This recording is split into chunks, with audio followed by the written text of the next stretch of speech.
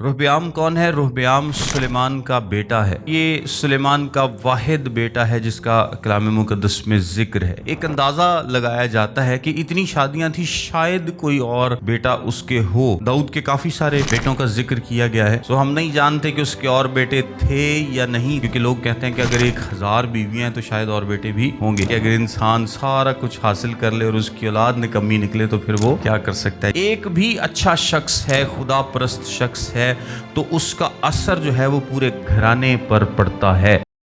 मसीह यीशु के नाम में आप सबको सलाम। मेरे साथ देखें सलातीन की किताब, उसका 12वां बाब और उसकी पहली आयत से लिखा है, और रहब्याम सिकम को गया क्योंकि सारा इसराइल उसे बादशाह बनाने को सिकम को गया था। रहब्याम कौन है? रहब्याम सुलेमान का बेटा है। रहब्याम कौन है?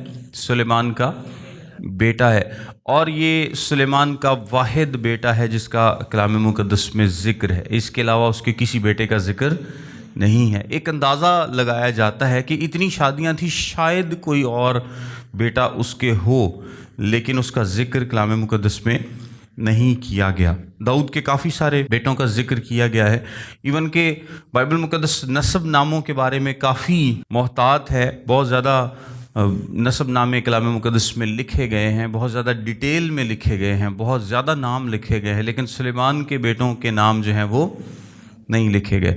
सो हम नहीं जानते कि उसके और बेटे थे या नहीं थे। ये प्योरली स्पेकुलेशन होगी, एक अंदाज़ा होगा कि उसके और बेटे थे, क्योंकि लोग कहते हैं कि अगर 1000 बीवियाँ हैं तो शायद और बेटे भी होंगे, लेकिन हम कुछ नहीं कह सकते। सिर्फ एक ही का जिक्र है, और वो बेटा भी कैसा था जो वाइज की किताब में उसने एक शक जाहिर किया था कि अगर इंसान सारा कुछ हासिल कर ले और उसकी औलाद निकम्मी निकले तो फिर वो क्या कर सकता है। ये भी बुतलान है।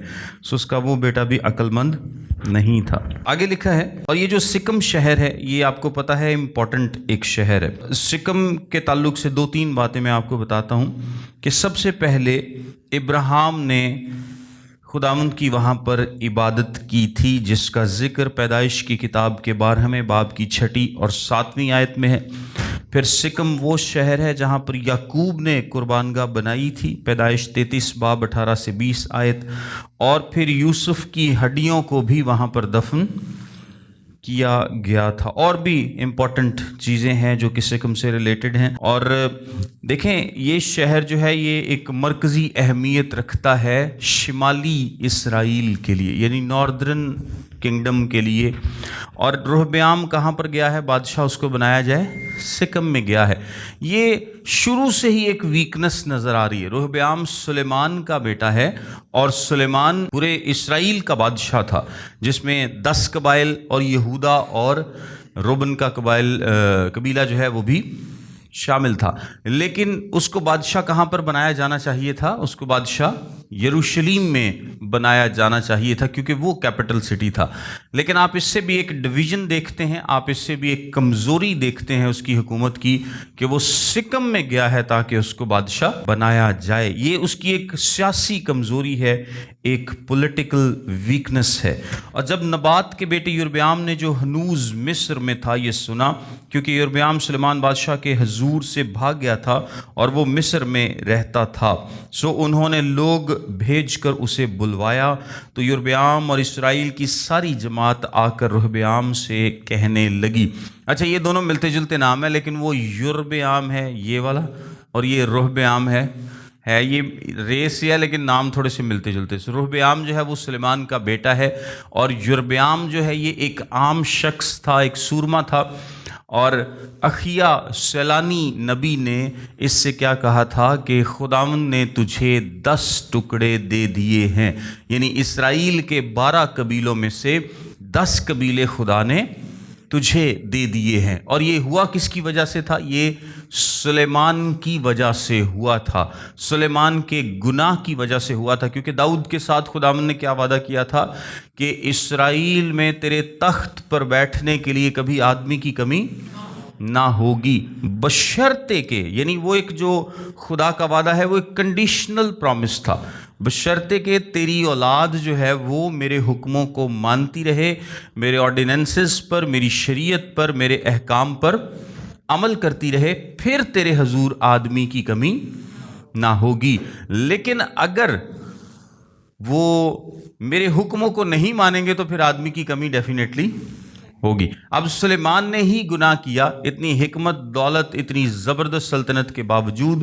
سلیمان گناہ کرتا ہے، وہ خداوند سے پھر جاتا ہے اور پھر خداوند 10 حصے جو سلطنت کے ہیں وہ یربعام کو دے دیتا ہے، اور پھر بھی خداوند نے کہا کہ میں اپنے بندے داؤد کی خاطر کیا کروں گا، ایک تو اس کو تیرے ایام میں تجھ سے نہیں لوں گا، دوسرا مکمل طور پر سلطنت تجھ سے نہیں لی جائے گی۔ سٹل 2 حصے جو ہے، 2 قبیلے جو ہے، یعنی یہودا اور بنیامین، یہ دونوں کس کے پاس رہیں گے؟ یہ سلیمان کے بیٹے کے پاس، یعنی داؤد کی نسل کے پاس رہیں گے۔ 10 اس سے چھن جائیں گے، اور 10 جس کو ملیں گے اس کا نام یربعام ہے۔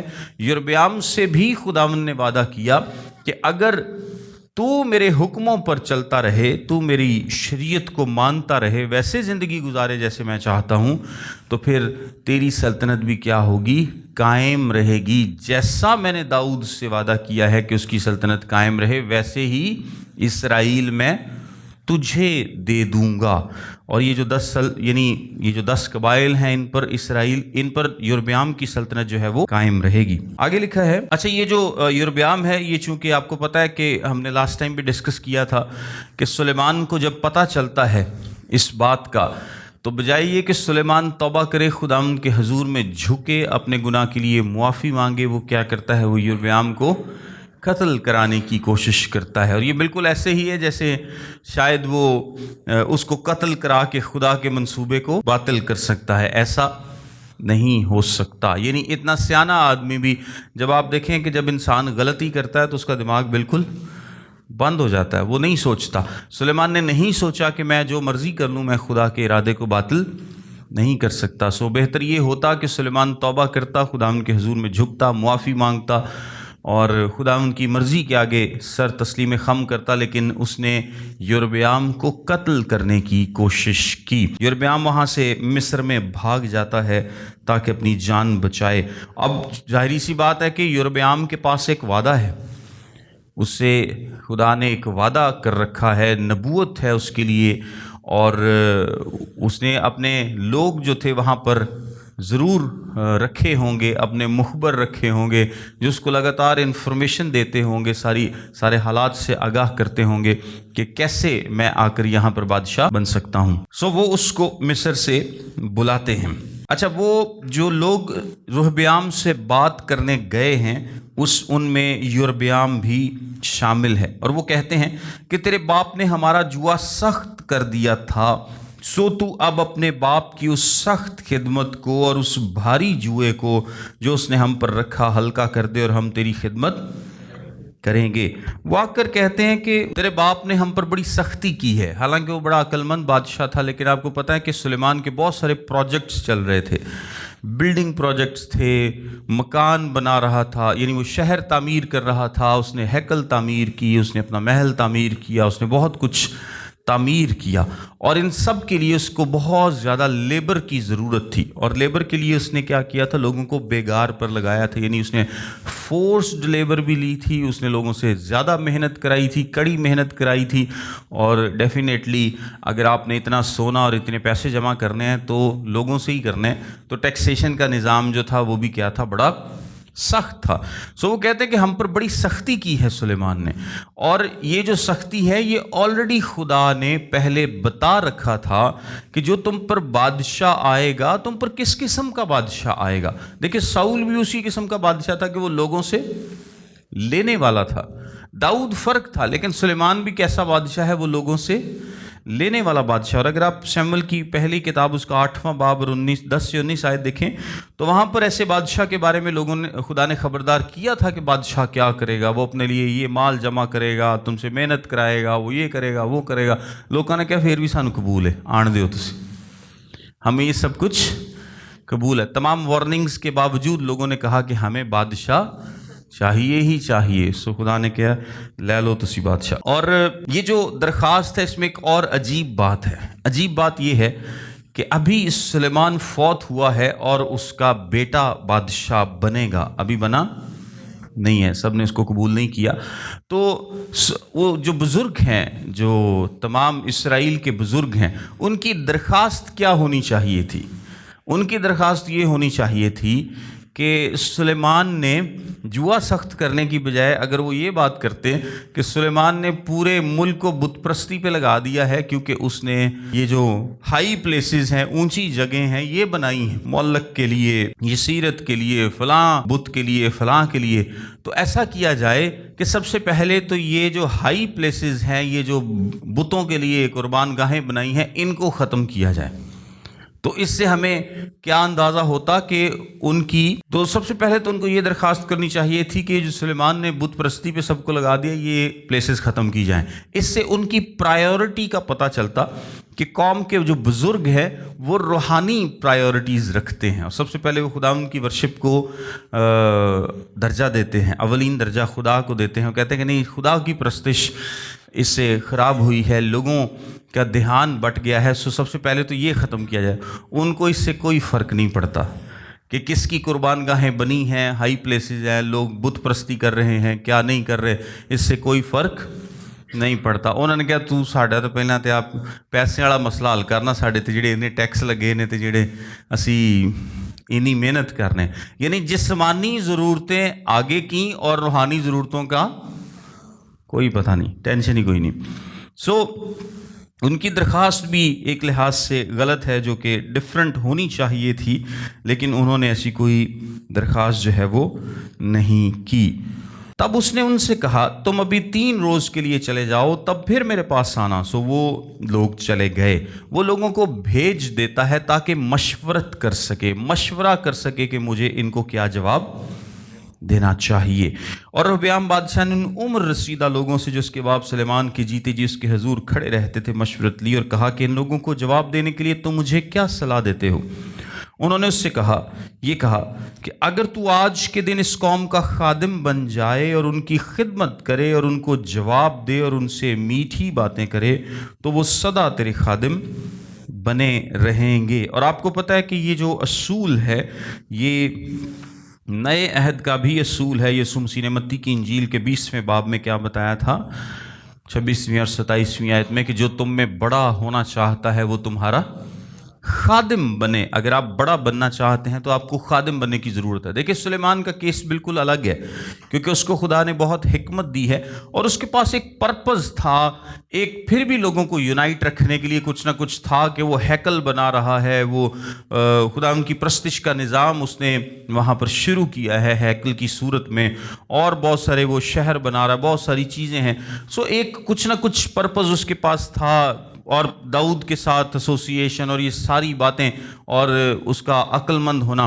سو سلیمان کی ایک اپنی پرسنالٹی ہے جس کے انڈر لوگ جو ہیں وہ یونائٹڈ ہیں. اس کو اپنی پرسنالٹی کی بیس پر اس کے پاس اپنا کچھ ہونا چاہیے, کیونکہ سلیمان کے بلبوتے پر یہ ابھی حکومت نہیں کر سکتا, اب یہ اپنے بلبوتے پر حکومت کرے گا. سو اگر اور کچھ نہیں تو اپنے آپ کو چھوٹا بنا لے, خادم بنا لے, لوگوں کو ظاہر کرے کہ میں کیا کرنا چاہتا ہوں, تمہاری خدمت کرنا چاہتا ہوں. لوگ ایسے پولیٹیشنز کو, حکمرانوں کو پسند کرتے ہیں جو کہ لوگوں کی خدمت کرنے کا دعویٰ کرتے ہیں. کریں یا نہ کریں یہ بعد کی بات ہے, لیکن ایٹ لیسٹ دعویٰ ضرور کرتے ہیں. آگے لکھا ہے, پر اس نے ان عمر رسیدہ لوگوں کی مشورت جو انہوں نے اسے دی چھوڑ کر, اب اس سے پہلے کہ وہ اگری مشورت لے, کلام کیا بتاتا ہے کہ اس نے آلریڈی ان لوگوں کی مشورت کیا کر دی ہے, چھوڑ دی ہے. اور یہاں پر ایک ہم اصول دیکھتے ہیں, اور وہ اصول یہ ہے کہ جب ہم کسی سے وہ بات نہیں سنتے جو کہ ہم سننا چاہتے ہیں, تو پھر ہم اگلے شخص کی طرف موو کرتے ہیں. اور یہ ہماری زندگی میں بھی ایسا ہوتا ہے کہ ہم کچھ خاص سننا چاہ رہے ہوتے ہیں. اسی پہلے ایک بندے نے ڈسکس کرنے جو نے مشورہ نہیں دیتا ساڑے حساب کتاب دا, پھر اسی کی کرنے اس تو اگلے بندے نہ ڈسکس کرنے, تے جی انہیں بھی نہ دیتا تو پھر اس تو اگلے نہ کرنے, تے جتھے سانو کوئی ساڑے مطلب دا مشورہ دوے اسی کہنے کہ ٹھیک ہے, کیونکہ ہم بیسیکلی سننا جو چاہ رہے ہوتے ہیں وہی ہم چاہتے ہیں کہ لوگ ہمیں بتائیں. اور جو لوگ تیز ہوتے ہیں جو یار دوست تیز ہوتے ہیں ان کو پتہ ہوتا ہے، یا آپ کے ایون کہ جو آپ سے مشورہ مانگ رہا ہے، اگر آپ کے وہ دوست فیملی جو بھی ہے، اگر وہ آپ کے ساتھ سنسیئر نہیں ہیں تو وہ کیا کریں گے؟ وہ آپ کو ویسا ہی مشورہ دیں گے جیسا آپ سننا چاہتے ہیں۔ اس کے جو دوست ہیں ان کو پتہ ہے کہ رہبیام کیا سننا چاہتا ہے، لیکن بزرگوں نے اس کو صحیح صلاح دی ہے۔ وہ صحیح صلاح کو کہتے ہیں کہ نہیں، یہ ٹھیک نہیں ہے، اور وہ ان کو رد کر دیتا ہے۔ دیکھیں، پر اس نے ان عمر رسیدہ لوگوں کی مشورت جو انہوں نے اسے دی چھوڑ کر ان جوانوں سے جو اس کے ساتھ بڑے ہوئے تھے اور اس کے حضور کھڑے تھے مشورت لی۔ اب ان جوانوں، کیونکہ وہ اس کے ساتھ بڑے ہوئے تھے، ان جوانوں کو پتا سی کہ اس جوانوں کی پسند ہے، انہوں نے وہی مشورہ دینا سی، اور ان سے پوچھا کہ تم کیا صلاح دیتے ہو تاکہ ہم ان لوگوں کو جواب دے سکیں جنہوں نے مجھ سے یوں کہا ہے کہ اس جوئے کو جو تیرے باپ نے ہم پر رکھا ہلکا کر دے۔ ان جوانوں نے جو اس کے ساتھ بڑے ہوئے تھے اس سے کہا، تو ان لوگوں کو یوں جواب دینا جنہوں نے تجھ سے کہا ہے کہ تیرے باپ نے ہمارے جوئے کو بھاری کیا، تو اس کو ہمارے لیے ہلکا کر دے۔ تو ان سے یوں کہنا کہ میری چھنگلی میرے باپ کی کمر سے بھی موٹی ہے۔ چھنگلی مطلب چھوٹی انگلی، میری جو سب سے چھوٹی انگلی ہے یہ میری باپ کی کمر سے بھی موٹی ہے۔ یعنی یہ ایک محاورہ ہے، اور اس محاورے کا کیا مطلب ہے کہ جو سختی میرا باپ کرتا تھا میں اس سے بہت زیادہ سختی کروں گا۔ یعنی میری چھوٹی انگلی میرے باپ کی کمر سے بھی موٹی ہے، یعنی میرا سختی کا لیول کیا ہے، میرے باپ کے سختی کے لیول سے بہت زیادہ ہوگا۔ اور اب گو میرے باپ نے بھاری جوا تم پر رکھا ہے، تو بھی میں تمہارے جوئے کو اور زیادہ بھاری کروں گا۔ میرے باپ نے تم کو کوڑوں سے ٹھیک کیا، میں تم کو بچھوؤں سے ٹھیک بناؤں گا۔ وہ کہتا ہے کہ جو باپ نے میرے جوا تم پر رکھا ہے، جوا مطلب ٹیکسیشن کا نظام ہے، بوجھ ہے جو کہ ان پر ڈالا ہوا ہے، اور وہ کہتا ہے کہ جو اس نے ڈالا میں اس سے زیادہ ڈالوں گا۔ میرے باپ نے تم کو کوڑوں سے ٹھیک کیا، میں تم کو بچھوؤں کا مطلب ڈانگڑے بچھو نہیں ہے، بچھو بھی ایک طرح کا کوڑا ہوتا تھا لیکن اس پر نکیلی چیزیں لگی ہوتی تھی۔ ایک سادہ کوڑا ہے اور ایک نکیلی چیزوں والا۔ تو میرے پیو نے تانوں سادہ کوڑے نال ٹھیک کیتا، میں تانوں اسپیشل کوڑے نہ ٹھیک کراں گا، یعنی زیادہ سختی کروں گا۔ یربیام اور سب لوگ تیسرے دن رہبیام کے پاس حاضر ہوئے جیسا بادشاہ نے ان کو حکم دیا تھا کہ تیسرے دن میرے پاس پھر آنا۔ اور بادشاہ نے ان لوگوں کو سخت جواب دیا اور عمر رسیدہ لوگوں کی اس مشورت کو جو انہوں نے اسے دی تھی ترک کیا، اور جوانوں کی صلاح کے موافق ان سے یہ کہا کہ میرے باپ نے تو تم پر بھاری جوا رکھا، لیکن میں تمہارے جوئے کو زیادہ بھاری کروں گا۔ میرے باپ نے تم کو کوڑوں سے ٹھیک کیا، پر میں تم کو بچھوؤں سے ٹھیک بناؤں گا۔ بادشاہ نے لوگوں کی نہ سنی، کیونکہ یہ معاملہ خداوند کی طرف سے تھا، تاکہ خداوند اپنی بات کو جو اس نے سیلانی اخیا کی معرفت نبات کے بیٹے یربیام سے کہی تھی پورا کرے۔ اور جب سارے اسرائیل نے دیکھا کہ بادشاہ نے ان کی نہ سنی، تو انہوں نے بادشاہ کو یوں جواب دیا کہ داؤد میں ہمارا کیا حصہ ہے، یسی کے بیٹے میں ہماری میراث نہیں۔ اے اسرائیل اپنے ڈیروں کو چلے جاؤ، اور اب اے داؤد تو اپنے گھر کو سنبھال۔ اسرائیلی اپنے ڈیروں کو چل دیے، لیکن جتنے اسرائیلی یہودا کے شہروں میں رہتے تھے ان پر رہبیام سلطنت کرتا رہا۔ اچھا یہ دیکھیں، ویسے داؤد دا اس کوئی قصور نہیں ہے، لیکن کیونکہ وہ کنگڈم داؤد کی کنگڈم کو ریپریزنٹ کرتی ہے۔ اچھا یہ جو سلطنت کی پرابلم ہے ان کی، اس کا اگر آپ دیکھیں تو جب دوسرے سیموئیل کے 19ویں باب میں ابیسلوم والا واقعہ تھا، آپ کو یاد ہے، تب بھی اسرائیل جو تھا وہ یہودا سے کیا کرتے ہیں، وہ تھوڑا سا نخرہ کرتے ہیں۔ اگر آپ میرے ساتھ دیکھ لیں دوسرا سیموئیل اس کا 19 باب، سیموئیل کی دوسری کتاب اس کا 19 باب اور اس کی 40ویں آیت سے لکھا ہے، بادشاہ جلجال کو روانہ ہوا اور کمہام اس کے ساتھ چلا، اور یہودا کے سب لوگ اور اسرائیل کے لوگوں سے بھی آدھے بادشاہ کو پار لائے۔ تب اسرائیل کے سب لوگ بادشاہ کے پاس آ کر اس سے کہنے لگے، ہمارے بھائی بنی یہودا تجھے کیوں چوری سے لے آئے، اور بادشاہ کو اور اس کے گھرانے اور داؤد کے ساتھ جتنے تھے ان کو یردن کے پار سے لائے۔ تب سب بنی یہودا نے بنی اسرائیل کو جواب دیا، اس لیے کہ بادشاہ کا ہمارے ساتھ نزدیک کا رشتہ ہے، تم اس بات کے سبب سے ناراض کیوں ہوئے؟ کیا ہم نے بادشاہ کے دام کا کچھ کھا لیا ہے، یا اس نے ہم کو کچھ انعام دیا ہے؟ پھر بنی اسرائیل نے بنی یہودا کو جواب دیا کہ بادشاہ میں ہمارے 10 حصے ہیں، اور ہمارا حق بھی داؤد پر تم سے زیادہ ہے، پس تم نے کیوں ہماری حقارت کی کہ بادشاہ کو لوٹا لانے میں پہلے ہم سے صلاح نہیں لی, اور بنی یہودا کی باتیں بنی اسرائیل کی باتوں سے زیادہ سخت تھیں. اچھا, یہاں پر اگر آپ دیکھیں کہ جب داؤد کو واپس لایا جاتا ہے, جب وہ ابیسلوم سے بھاگا تھا, تو پھر بھی یہودا کے 2 قبیلے ایک سائڈ پر ہیں اور اسرائیل کے 10 قبیلے جو ہیں وہ ایک سائڈ پر ہیں. اور وہ یہودا والے لے آئے ہیں تو اسرائیل لڑا کے کہتے ہیں کہ تسی کیوں کیتا, انہوں نے کہا ساڈی رشتہ داری ایسی نزدیک دے ہیں.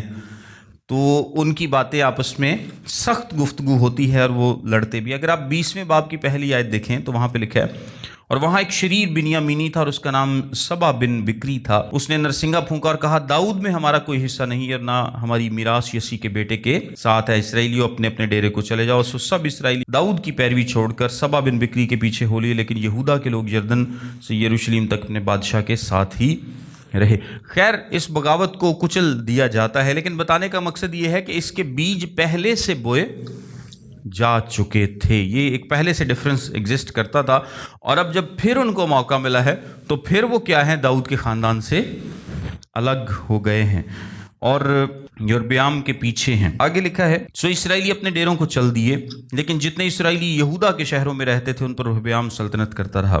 پھر رہبیام بادشاہ نے ادورام کو بھیجا جو بیگاریوں کے اوپر تھا, اور سارے اسرائیل نے اسے سنگسار کیا اور وہ مر گیا. ادورام کون سا شخص ہے؟ ادورام کے لیے آپ 4 باب کی 6 آیت اور 5ویں باب کی 14ویں آیت دیکھ لیں. 5ویں باب کی 14ویں آیت دیکھ لیں. پہلا سلاطین 5واں باب اور اس کی 14ویں آیت. اور وہ ہر مہینے ان میں سے 10 ہزار کو باری باری سے لبنان بھیجتا تھا. سو وہ 1 مہینے لبنان پر اور 2 مہینے اپنے گھر رہتے, اور ادونرام ان بیگاریوں کے اوپر تھا. یہ ایک طرح سے سمجھ لے کہ یہ جن سے کام لیا جا رہا ہے بیگار کا, اس کام کا کیا ہے, انچارج ہے, یا ٹیکسیشن انچارج ہے, یا لوگوں سے پیسے وصول کرنے والا, کام کرانے والا, کوئی اس ٹائپ کا یہ شخص ہے. تو جو بندہ اس طرح کی ڈیوٹی دے رہا ہے اس کو آپ بھیجیں گے تو یہ ایک کیا ہے, غلط فیصلہ ہے. لوگ پہلے ہی تو پیسوں کی وجہ سے, کام کی وجہ سے, بوجھ کی وجہ سے, جوئے کی وجہ سے اس سے آگے کہہ رہے ہیں کہ انہوں کٹا. تو وہ جڑا بندہ ہے جنہیں تہاڈے تے سارا لوڈ پایا ہے, جڑا اس کام دا انچارج ہے سارا, تسی انہوں ہی بھیج دیتا ہے اگے گل کرن لی, تو انہوں نے کیا کیا, اس کو مار دیا. یہ ایک اچھا فیصلہ نہیں تھا, عقل مندانہ فیصلہ نہیں تھا کہ ایسے شخص کو آپ بھیجے, کیونکہ کوئی دوسرا جاتا تو شاید جا کر کوئی ان سے کوئی وعدے کرتا یا کوئی بات کرتا. لیکن اس سے بظاہر پتہ کیا بات ظاہر ہوتی, رہبیام کے ادونرام کو بھیجنے سے یہ بات ظاہر ہوتی ہے کہ وہ اپنی وہ ٹف گائے والی پالیسی پر ابھی بھی قائم ہے, یعنی سختی کرنے والی پالیسی پر قائم ہے. وہ لوگوں نے اس کو کہا ہے کہ ٹھیک ہے جی ساڈا کوئی حصہ نہیں, اسی چلے ہیں. تو بیسیکلی اس کو بھیجنے سے رہبیام یہ ظاہر کر رہا ہے کہ میں سٹل اپنی پالیسی پر کیا ہوں, قائم ہوں. اور تب رہبیام بادشاہ نے اپنے رتھ پر سوار ہونے میں جلدی کی تاکہ یروشلم کو بھاگ جائے. جب اس کو پتہ چلا کہ نہیں اب چیزیں میرے ہاتھ میں نہیں ہیں تو وہ کیا کرتا ہے, یروشلم کو بھاگ جاتا ہے. یوں اسرائیل داؤد کے گھرانے سے باغی ہوا اور آج تک ہے. اور جب سارے اسرائیل نے سنا کہ یربیام لوٹ آیا ہے تو انہوں نے لوگ بھیج کر اسے جماعت میں بلوایا اور اسے سارے اسرائیل کا بادشاہ بنایا, اور یہودا کے قبیلے کے سوا کسی اور نے داؤد کے گھرانے کی پیروی نہ کی, اور یہودا کے ساتھ جو بنیامین کا قبیلہ ہے وہ بھی شامل ہے. جب رہبیام یروشلم میں پہنچا تو اس نے یہودا کے سارے گھرانے اور بنیامین کے قبیلے کو جو سب 1,80,000 چنے ہوئے جنگی مرد تھے اکٹھا کیا, تاکہ وہ اسرائیل کے گھرانے سے لڑ کر سلطنت کو پھر سلیمان کے بیٹے رہبیام کے قبضے میں کرا دے. سمیہ کو جو مرد خدا تھا, خدا کا یہ پیغام آیا کہ یہودا کے بادشاہ سلیمان کے بیٹے رہبیام اور یہودا اور بنیامین کے سارے گھرانے اور قوم کے باقی لوگوں سے کہہ کہ خدا یوں فرماتا ہے کہ تم چڑھائی نہ کرو اور نہ اپنے بھائیوں بنی اسرائیل سے لڑو, بلکہ ہر شخص اپنے گھر کو لوٹے, کیونکہ یہ بات میری طرف سے ہے. سو انہوں نے خدا کی بات مانی اور خدا کے حکم کے مطابق لوٹے اور اپنا راستہ لیا. رہبیام بیسیکلی یروشلم میں جا کر لوگوں کو اکٹھا کرتا ہے, اور تقریباً 1,80,000 لوگ اس کے پاس ہیں, اور وہ پلان کرتے ہیں کہ ہم اسرائیل پر حملہ کریں گے اور اپنی سلطنت کو واپس لیں گے. لیکن ایک نبی کے ذریعے خدا ان سے کہتا ہے کہ تم یہ جنگ نہ کرو, اور وہ جنگ سے باز آ جاتے ہیں. بظاہر خوف سے باز آئے ہیں یا کسی بھی وجہ سے باز آئے ہیں, یا خداوند کی بات انہوں نے مانی ہے, لیکن اس میں ایک اچھا کام انہوں نے یہ کیا ہے کہ وہ اس اقدام سے बाज आ गए हैं, क्योंकि इसमें उनका अपना नुकसान हो सकता था। तब यरब्याम ने इफ्राइम के कोहिस्तानी मुल्क में सिकम को तामीर किया और उसमें रहने लगा, क्योंकि सिकम एक इम्पॉर्टेंट पोजीशन पर था। और वहाँ से निकलकर उसने फनुएल को तामीर किया। और यरब्याम ने अपने दिल में कहा कि अब सल्तनत दाऊद के घराने में फिर चली जाएगी, अगर ये लोग यरूशलेम में खुदावंद के घर में कुर्बानी गुजराने को जाया करें तो इनके दिल अपने मालिक यानी यहूदा के बादशाह रहब्याम की तरफ माइल होंगे और वो मुझ को कत्ल करके शाह यहूदा रहब्याम की तरफ फिर जाएंगे। देखें, ये जो बात है ना, उसने अपने दिल में कहा, यरब्याम ने अपने दिल में कहा। ये उसके अपने दिल का ख्याल है, ये वो खुद को एक मशवरा दे रहा है, खुद से ही वो कंसल्ट कर रहा है।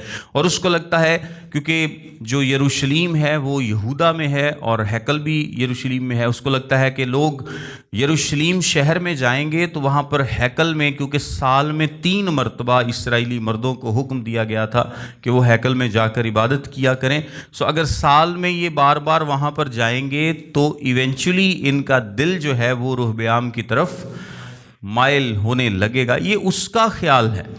ऐसा नहीं होना था अगर यरब्याम जो है वो दिल से खुदावंद के साथ चलता रहता, क्योंकि जब खुदावंद ने उससे वादा किया है कि मैं तेरी सल्तनत को कायम करूंगा अगर तू मेरे साथ चलता रहे, तो इससे कोई फ़र्क नहीं पड़ता वो साल में 3 दफ़ा जाएं या 30 दफ़ा जाएं, इससे कोई फ़र्क नहीं पड़ता, होगा वही जो खुदा की मर्ज़ी है। लेकिन चूंकि उसका दिल खुदावंद के साथ रास्त नहीं है, वो खुद से सोचता है कि मुझे इसको रोकना चाहिए, इसलिए उस बादशाह ने मशवरत लेकर सोने के 2 बछड़े बनाए और लोगों से कहा, यरूशलेम को जाना तुम्हारी ताकत से बाहर है। ऐ इस्राएल, अपने देवताओं को देख जो तुझे मुल्क मिस्र से निकाल लाए।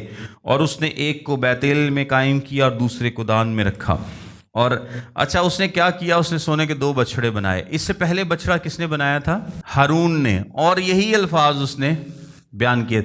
बज़ाहिर यरब्याम ने क्या काम किया है कि उसने कहा है कि ये वो खुदा है जो तुझे मुल्क मिस्र से निकाल कर लाया, यानी बज़ाहिर उसने यहोवा ही के बछड़े बनाए हैं। बज़ाहिर ये माना जाता है कि कोई नया खुदा नहीं, लेकिन उसी का ही एक बुत बना दिया है कि ये वो, हारून ने भी यही किया था कि ये वो खुदा है, क्योंकि लोग हमेशा जो चीज़ उनको नज़र आती है वो उनके लिए उसकी इबादत करना उनके लिए क्या है, आसान है। जिस तरह बुत लोगों को नज़र आते थे तो उनके लिए बुतों की इबादत करना आसान होता था, और जो खुदा नज़र नहीं आता वो उनके लिए इबादत करना मुश्किल होता था।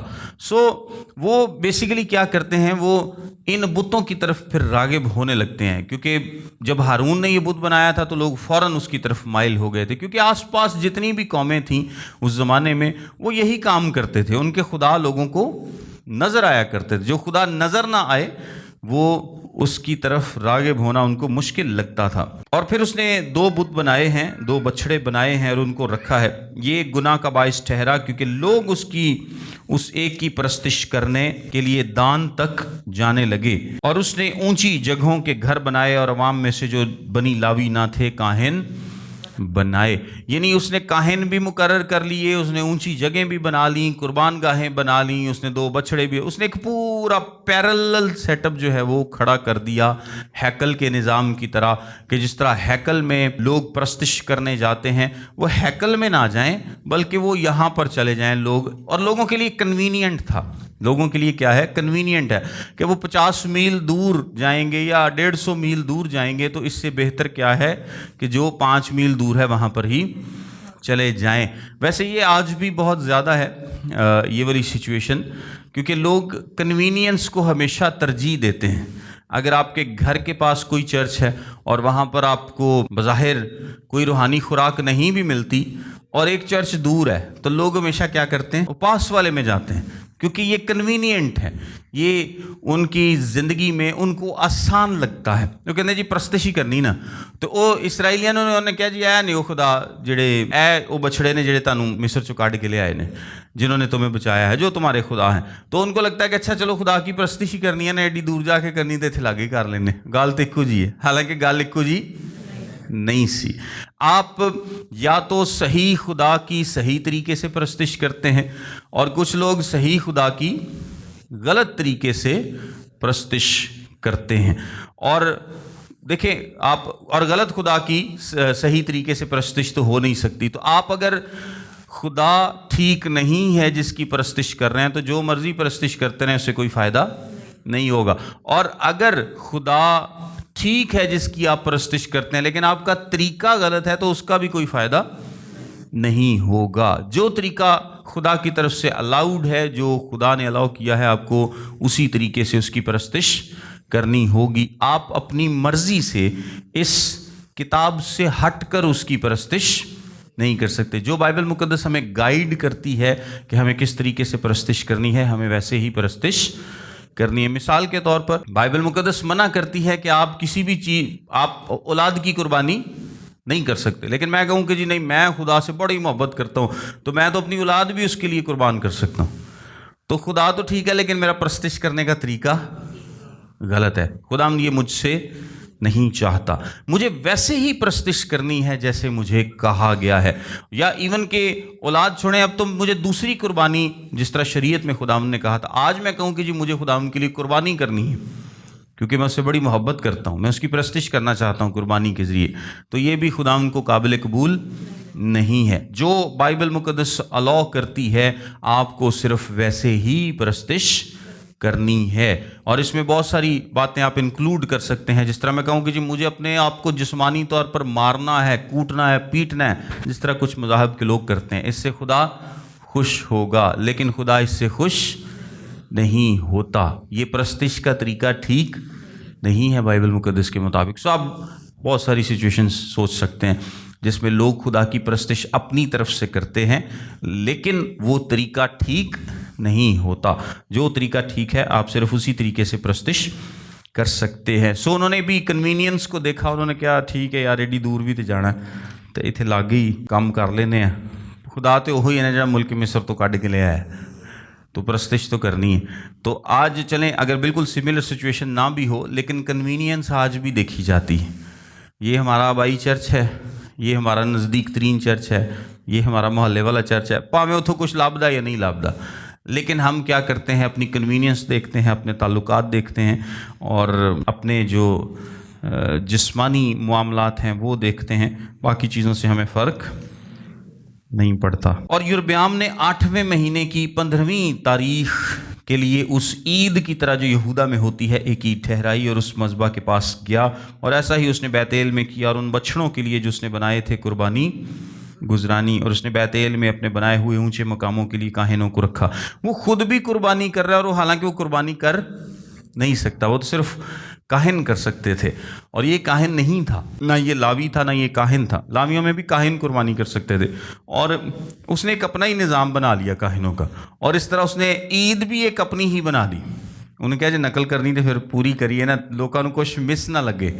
عید بھی بنا لی، کاہن بھی بنا لے، قربانیاں بھی کر لی، سارا کچھ انہیں خود ہی اس نے اپنی مرضی سے بنا لیا اور لوگوں نے بھی سب کچھ کیا کیا ہے، ایکسیپٹ کر لیا. جس طرح آج ہم بدعتوں کو دیکھتے ہیں نا، بہت ساری بدعات کو، تو انہیں بیسیکلی کی کھڑا کیتا ہے، کوئی بدعت کھڑی کر لی. جسمانی طور پہ بادشاہی تو الگ کی ہے لیکن روحانی طور پر اس نے کیا کیا ہے، ایک پورا بدعت کا نظام کھڑا کر لیا ہے جس میں سب کچھ فرق ہے اس سے جو کہ خدا نے دیا تھا. کاؤنٹر فیٹ تیار کر لی ہیں. اور 8ویں مہینے کی 15ویں تاریخ کو، یعنی اس مہینے میں جسے اس نے اپنے ہی دل سے ٹھہرایا تھا، وہ اس مذبح کے پاس جو اس نے بیت ایل میں بنایا تھا گیا اور بنی اسرائیل کے لیے عید ٹھہرائی اور بخور جلانے کو مذبح کے پاس گیا. یعنی اس نے ایک پیرلل سسٹم بنا لیا ہے. میرے ساتھ ایک حوالہ دیکھ لیں، دوسرا تواریخ اس کا 11واں باب، دوسرا تواریخ اس کا 11واں باب اس کی 13ویں آیت سے. اور کاہن اور لاوی جو سارے اسرائیل میں تھے اپنی اپنی سرحد سے نکل کر اس کے پاس آ گئے، کیونکہ لاوی اپنی گرد و نواحوں اور ملکیتوں کو چھوڑ کر یہودا اور یروشلیم میں آئے، اس لیے کہ یربعام اور اس کے بیٹوں نے انہیں نکال دیا تھا تاکہ وہ خداوند کے حضور کہانت کی خدمت کو انجام نہ دینے پائیں. اور اس نے اپنی طرف سے اونچے مقاموں اور بکروں اور اپنے بنائے ہوئے بچڑوں کے لیے کاہن مقرر کیے. اور لاویوں کے پیچھے اسرائیل کے سب قبیلوں میں سے ایسے لوگ جنہوں نے خداوند اسرائیل کے خدا کی تلاش میں اپنا دل لگایا تھا یروشلیم میں آئے کہ خداوند اپنے باپ دادا کے خدا کے حضور قربانی چڑھائیں. سو انہوں نے یہودا کی سلطنت کو طاقتور بنا دیا اور 3 برس تک سلیمان کے بیٹے رہبعام کو قوی بنا رکھا، کیونکہ وہ 3 برس تک داؤد اور سلیمان کی راہ پر چلتے رہے۔ دیکھیں یہ ایک یربعام کا ناقص اقدام تھا، اس نے جو خود کے کاہن بنائے، کیونکہ اس کی وجہ سے کیا ہوا کہ تمام لاوی اور کاہن اور باقی لوگ بھی جو خدا سے محبت رکھتے تھے وہ کیا ہوئے، چھوڑ کر یہودا میں چلے گئے۔ یہ مطلب ہے کہ وہ سارے لوگ جو خدا سے پیار نہیں کرتے وہ اسرائیل کے باقی 10 قبیلوں میں رہ گئے، اور محبت کرنے والے یعنی اچھے لوگ نکل گئے اور وہ یہودا میں آ گئے، اور باقی سارا ان 10 قبائل میں رہ گیا۔ اور اچھے لوگوں کی موجودگی اتنی زیادہ ضروری ہوتی ہے آج بھی، اگر آپ دیکھیں کہ اچھے لوگوں کی موجودگی اتنی زیادہ ضروری ہے، آپ اپنے خاندانوں میں نظر دوڑا لیں، اپنے علاقوں میں نظر دوڑا لیں، اپنے گھروں میں نظر دوڑا لیں کہ اگر آپ کے خاندان میں ایک بھی اچھا بندہ ہو، جن کہتے ہیں پنجابی بندے دا پتر، ایک بھی چنگا بندہ ہے نا، تو اس کا اثر پورے گھرانے پر پڑتا ہے۔ ایسا ہے کہ نہیں؟ ایک بھی اچھا شخص ہے، خدا پرست شخص ہے، تو اس کا اثر جو ہے وہ پورے گھرانے پر پڑتا ہے۔ لیکن ایک بھی شخص نہ ہو تو سارا خاندان ٹک ٹاکر بن جاتا ہے، سارے ایک پاسے لگ جاتے ہیں، کوئی بھی ڈکن والا نہیں ہوتا، پیو سمیت۔ تو یہ اچھا ہے کہ آپ کے گھر میں، اور یہ سب سے زیادہ اہم ہے اگر باپ خدا پرست ہو، تو اگر باپ اس طرف ہو تو سمجھ لیں کہ پورا خاندان وہ اس طرف لے آئے گا۔ اگر باپ نہیں ہے تو کوئی ایک بھائی بھی آپ کا خدا ان کی راہ پر چلنے والا ہے تو بہت زیادہ چانسز ہیں کہ وہ پورے خاندان کو کم از کم بہت زیادہ بے راہ روی کا شکار ہونے سے بچائے رکھے گا، کیونکہ مرد اس میں زیادہ امپورٹنٹ ہوتے ہیں۔ عورتیں بھی ایسا کر سکتی ہیں، وہ بعض اوقات وہ بھی ان کے انفلوئنس سے بھی خاندان جو ہے وہ کافی محفوظ رہتے ہیں بدی سے، لیکن زیادہ تر یہ ذمہ داری مرد پر عائد ہوتی ہے۔ ایک مرد بھی آپ کے خاندان، اور نہ صرف آپ کے خاندان بلکہ ایکسٹینڈڈ فیملی میں بھی اس کا اثر ہوتا ہے، کیونکہ جب آپ کا خاندان تبدیل ہوتا ہے، آپ کا خاندان خدا پرست ہوتا ہے، تو اس سے آپ کی جو ایکسٹینڈڈ فیملی ہے اس پر بھی اثر پڑتا ہے۔ لیکن اگر آپ کی فیملی میں کوئی بھی ایسا شخص نہ ہو تو نہ صرف آپ اپنے خاندانوں میں، اپنے آس پاس کے خاندانوں میں، اپنے محلوں میں غور کر سکتے ہیں کہ جس فیملی میں ایک بھی شخص خدا پرست نہیں ہے اس کا کوئی حال نہیں ہوتا، وہ خدا سے بہت دور نکل جاتے ہیں۔ لیکن اگر ایک بھی شخص ہو تو ایٹ لیسٹ وہ ضرور پل کرتا ہے، ان کو کھینچتا ہے، کوشش کرتا ہے، اور اس کا کوئی نہ کوئی اثر پایا جاتا۔ سو یہ یربعام کے لیے اچھا نہیں ہوگا، کیونکہ کیا ہوا ہے کہ اچھے لوگ وہاں سے نکل آئے ہیں، اور جب سارے ایکو جے رہ جان گے پیچھے تو پھر وہ وہی کام کریں گے جو کہ خدا ان کو پسند نہیں ہے۔ اپنے جو پسند کا مذہب ہے یہ لوگوں کو اس وقت بھی پسند تھا، آج بھی پسند ہے۔ لوگ اپنی مرضی کے مطابق اپنے مذہب کو ایڈجسٹ کرنا چاہتے ہیں، اور اس میں ظاہری سی بات ہے کہ وہ آپ کا دل راست ہو، ٹھیک ہو، یہ ساری باتیں جو ہیں اس کے نظام پر اپلائی نہیں کرتی۔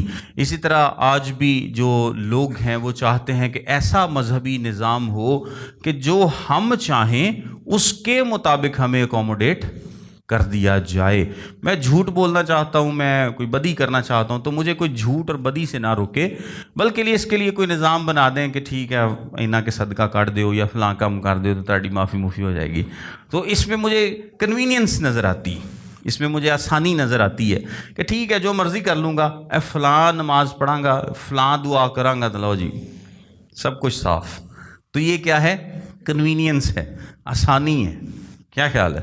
تو جدوں مینوں کہا جائے تو تاڑی معافی ہو جائے گی، تو اس میں مجھے کنوینئنس نظر آتی، اس میں مجھے آسانی نظر آتی ہے کہ ٹھیک ہے جو مرضی کر لوں گا، فلاں نماز پڑھاں گا، فلاں دعا کراں گا، تو لو جی سب کچھ صاف۔